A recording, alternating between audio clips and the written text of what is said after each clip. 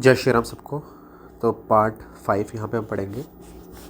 सबसे पहले यूनियन के बारे में पढ़ लेते हैं। ये आर्टिकल 52 से लेकर 151 तक आता है। बिगेस्ट पार्ट जो है हमारे संविधान का वो कौन सा है? यूनियन पार्ट ही है। लास्ट लेक्चर में हमने फंडामेंटल राइट्स वगैरह पढ़ लिया था। तो सबसे पहले हम आर्टिकल बताते हैं कौन सा आर्टिकल कहाँ से कहाँ तक है। एग्जीक्यूटिव, लेजिस्लेचर और जुडिशरी की बात करते हैं। एग्जीक्यूटिव जो है वो आर्टिकल 52 से लेकर 78 तक है।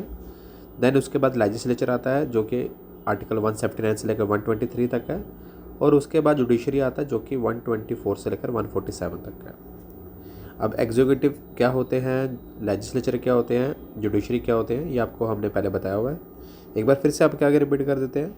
एग्जीक्यूटिव हो गए जो लॉ को इम्प्लीमेंट करते हैं, लेजिस्लेचर हो गए जो लॉ को बनाते हैं, ये जो हो गए गार्डियन ऑफ द कॉन्स्टिट्यूशन, जो देखते हैं कि जो लॉ वगैरह बने हैं क्या वो ठीक वगैरह हैं या एग्जीक्यूटिव ठीक तरीके से हो रहे हैं, उसके लिए क्या रहता है आपका जुडिशरी रहता है।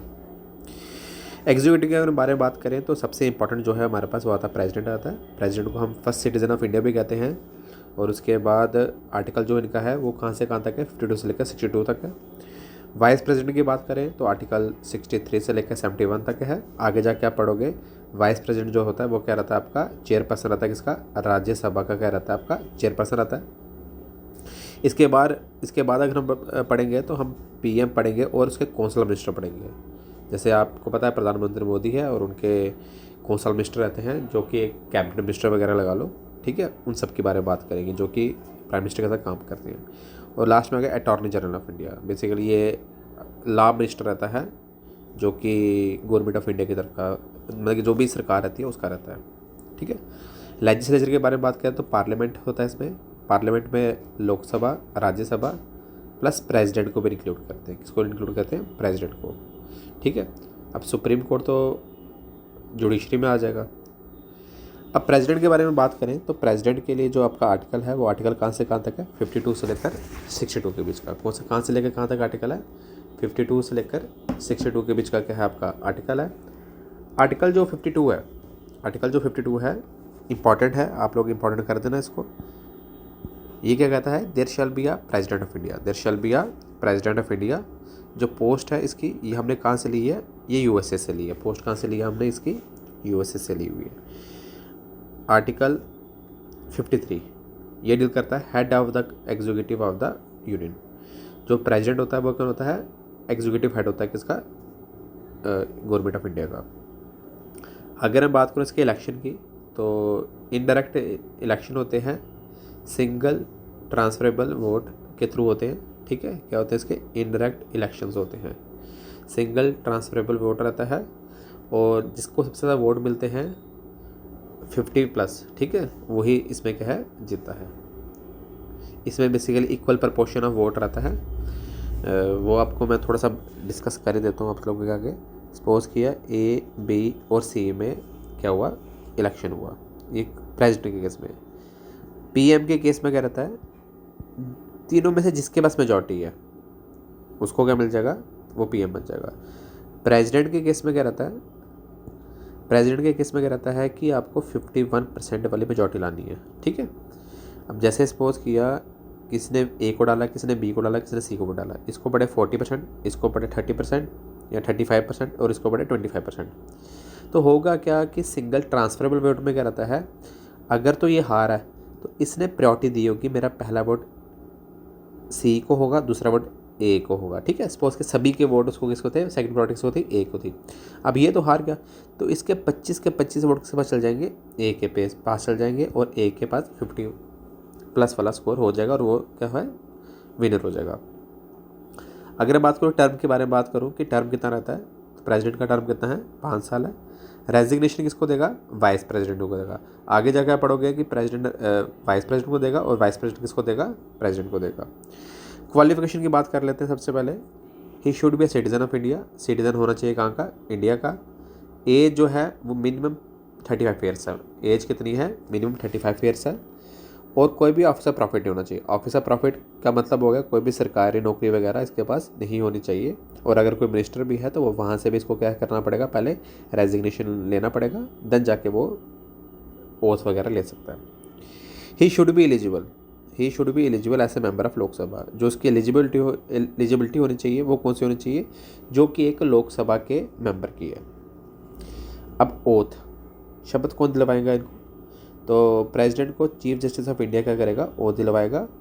अगर सपोज किया इन केस अब ये अवेलेबल नहीं है, तो जो भी सीनियर मोस्ट जज होगा वो यहाँ पे क्या करेगा, उनको ओथ दिलवाएगा।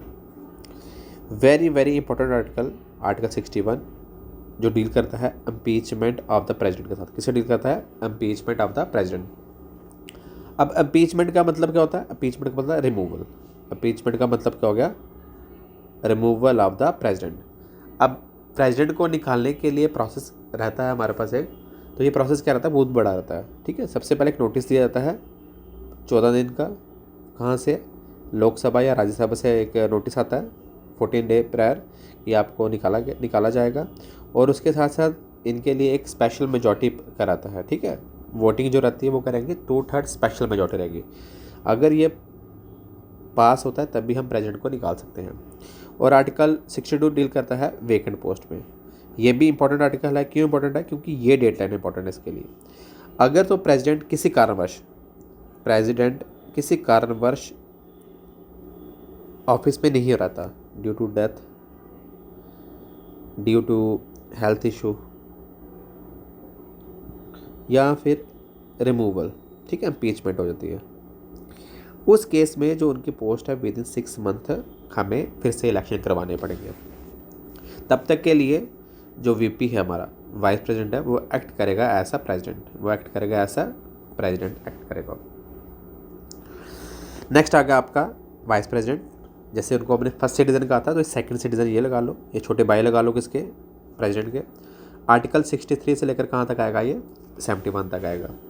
आर्टिकल 63 किससे डील करता है, ये डील करता है there shall be a vice president of India. ये क्या रहेंगे, वाइस प्रेसिडेंट रहेंगे इंडिया के।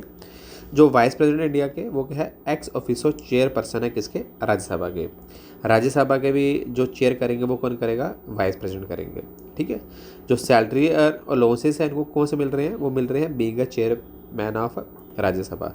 राज्यसभा आगे जाके आप पढ़ोगे कि राज्यसभा क्या रहता है, आपका परमानेंट हाउस रहता है। इन एब्सेंस ऑफ प्रेसिडेंट, अगर प्रेसिडेंट एब्सेंस है तो उसकी ड्यूटी कौन लेगा, वाइस प्रेसिडेंट एक्ट करेगा उसकी ड्यूटीज़ को। अगर मैं इलेक्शन के बारे में बात करूं तो इलेक्टोरल कॉलेज है, all the member of Rajya Sabha और लोकसभा टेक पार्ट लेंगे।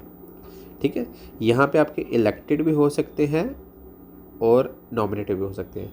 बट जो प्रेसिडेंट का इलेक्शन होगा उसमें सिर्फ इलेक्टेड मेंबर ही आएंगे। कौन से आएंगे, elected member of Lok Sabha plus Rajya Sabha plus state legislative assembly, जहाँ पे भी है। ठीक है, स्टेट लेजिस्लेटिव असेंबली जिसमें हमारा Delhi, Puducherry plus JNK UT की भी आएंगे। ठीक है, सारे स्टेट की लेजिस्लेटिव असेंबली आएंगी, साथ पे इन तीनों के आएंगे। ये सारे पार्ट करेंगे और सारे कौन से होंगे, इलेक्टेड मेंबर होंगे। ठीक है, जो बच्चा किसी और पेपर के लिए पढ़ रहा है उसके लिए ये जानना जरूरी था। बाकी JKP कांस्टेबल वगैरह के पेपर में इतना कुछ नहीं आएगा। एलिजिबिलिटी के बारे में बात कर लेते हैं। सबसे पहले सिटीजन ऑफ इंडिया रहता है, एज 35 ईयर्स। अब ये कौन से ऑफिस में बैठेगा, राज्यसभा के ऑफिस में बैठेगा, तो इसकी एलिजिबिलिटी भी क्या होनी चाहिए, राज्यसभा के मेंबर वाले होनी चाहिए। और ये भी ऑफिस ऑफ प्रॉफिट, मतलब कोई भी अगर मिनिस्टर बनता है उसके पास ऑफिस ऑफ प्रॉफिट नहीं होना चाहिए। टेन्योर 5 साल का रहना चाहिए। रेजिग्नेशन मैंने कहा था, जैसे प्रेसिडेंट वाइस प्रेसिडेंट को देगा और वाइस प्रेसिडेंट किसको देगा, प्रेसिडेंट को देगा। ओथ, बड़े भैया प्रेसिडेंट दिलाएंगे इनको ओथ। ठीक है, अब नेक्स्ट आ गया आपके PM, प्रधानमंत्री और उसकी काउंसिल ऑफ मिनिस्टर। सबसे पहले आर्टिकल 74 डील करता है किसके साथ, ये डील करता है कि to advise the president there shall be a council minister of the union and headed by that council of minister को हेड कौन करेगा, PM करेगा। कहता क्या है, प्रेसिडेंट को एडवाइस करने के लिए हमें क्या चाहिए, काउंसिल ऑफ मिनिस्टर चाहिए। और उस काउंसिल ऑफ मिनिस्टर का हेड कौन होगा, आपका PM होगा।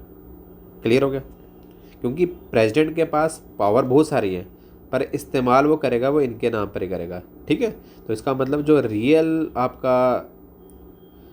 एग्जीक्यूटिव है या रियल जो फाउंडर है या रियल ओनर है वो कौन, आपका PM है।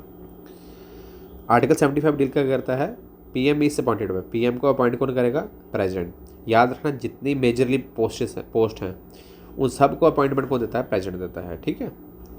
और जो कौंसल मिनिस्टर को भी कौन करेगा, अपॉइंट करेगा, प्रेसिडेंट करेगा, but on the advice of PM. Work of the PM, PM का वर्क क्या रहता है पहले वो देख लेते हैं। सबसे पहले ही is the first officer of the government, ये क्या रहता है, first officer of the government of India रहता है। सेकंड, ही मेक कोऑर्डिनेशन, वो कोऑर्डिनेशन बनाएगा किसके बीच, प्रेसिडेंट और कौंसल मिनिस्टर के बीच, ठीक है। कोई भी ऑर्डर वगैरह इशू करना है तो थ्रू पीएम ही किसके पास जाएगा, प्रेसिडेंट के पास जाएगा। ही is the head of the meeting of the COMs, ठीक है। कौंसल मिनिस्टर की जो भी मीटिंग हेड होती है वो कौन हेड करता है, प्रधानमंत्री करता है। प्रेजेंट सिचुएशन में आपका नरेंद्र मोदी, ठीक है, वही हेड करते हैं। आगे ही make policy for the government, जो गवर्नमेंट की पॉलिसी वगैरह है वो भी कौन बनाते हैं, यही बनाते हैं। आर्टिकल 76 वेरी वेरी इंपॉर्टेंट, आपको आर्टिकल डायरेक्ट भी याद होना चाहिए। अटॉर्नी जनरल ऑफ इंडिया, अब सबसे पहले ही is the first law officer, ये क्या रहता है हमारा, फर्स्ट लॉ ऑफिसर रहते हैं कहाँ के, इंडिया के रहते हैं।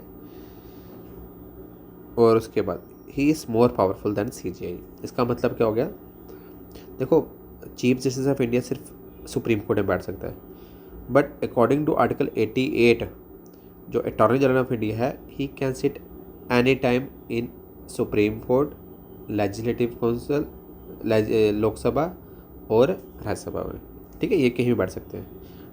88 आर्टिकल याद रख लेना कि अटॉर्नी जनरल ऑफ इंडिया किसी भी जगह बैठ सकते हैं, ठीक है। 16 का नाम लिखा मैंने यहाँ पे, R वेंकटम।